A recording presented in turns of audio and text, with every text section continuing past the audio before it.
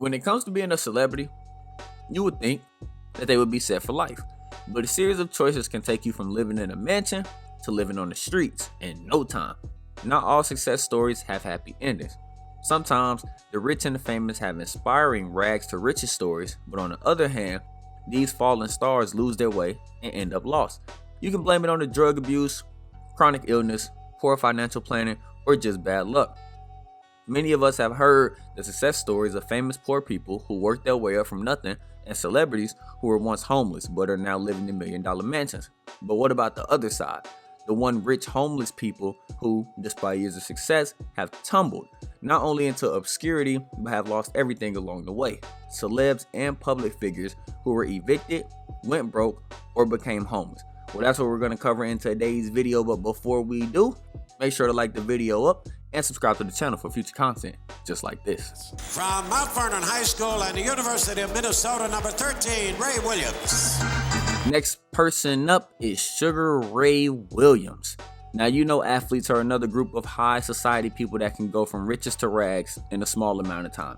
And in the New York market, one of the biggest cases of this happening was the one and only Sugar Ray Williams. During the 70s and the 80s, Sugar Ray was one of the biggest stars around the world and would later be on the New York Knicks when they actually were good, which isn't very often. Lastly, the Knicks hadn't really been good since Carmelo Anthony, but that's neither here nor there. Sugar Ray Williams was the captain of the Knicks squad that he was on, and back then being a captain is a high honor in the NBA. But like many other former superstars, retirement took Sugar Ray out of his element. He would eventually go bankrupt and lose both of his house and his family.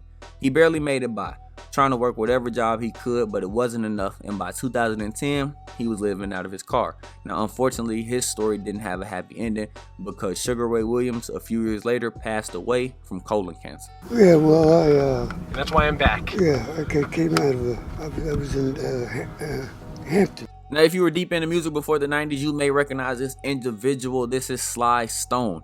And like I said, for all you people that were familiar with the classic days of music well before the 90s, then you should know who this is, because there also were a bunch of groups that made their impact on the world, and one of the biggest ones in the 60s, 70s, and 80s was Sly and the Stone Family.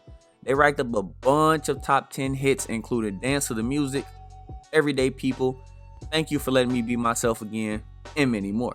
They had a certain sound to them and a really big family that allowed them to last for quite some time. It was all going up by the lead singer, Sly Stone. During his heyday, Sly was the richest of the group, and he used that money to buy many big things, including a lot of houses, also including his own vineyard where he made his own wine. But eventually, the money ran out, and the big reason why is because Sly wasn't wise with how he was spending. Instead, he went through his money and threw it out on popular substances back in the day. And really these days, if we're being honest, some of the substances that were used back in the day are still popular now. And as of now, Sly lives in Los Angeles in a van.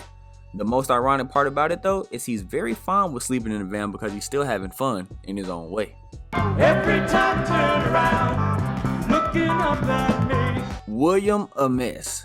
One of the more classic tales of celebrities going homeless when a child celebrity went from a hit show or two to living out on the streets. And for William Ames, that was definitely his future, and a totally different tale of how his past was. He was the star of the TV show 8 is Enough, which is about a boy who felt he wasn't good enough for the world, and during his 5-year run on the show, Ames was making a good amount of money. When I say a good amount, I mean a good amount, about $1 million a year to be exact. Now, after that ended, he went on to another hit show called Charlie's in Charge, which lasted for another 6 years. So you would think after 11 years of being on television, William would have a good amount of money and then some, but no. William found himself in a good amount of financial issues and a multitude of bad things happening to him, including getting a divorce, losing his car, and living in the streets for a period of time. His story does have a little bit of a happy ending though, as he got himself together and started to train to become a financial advisor.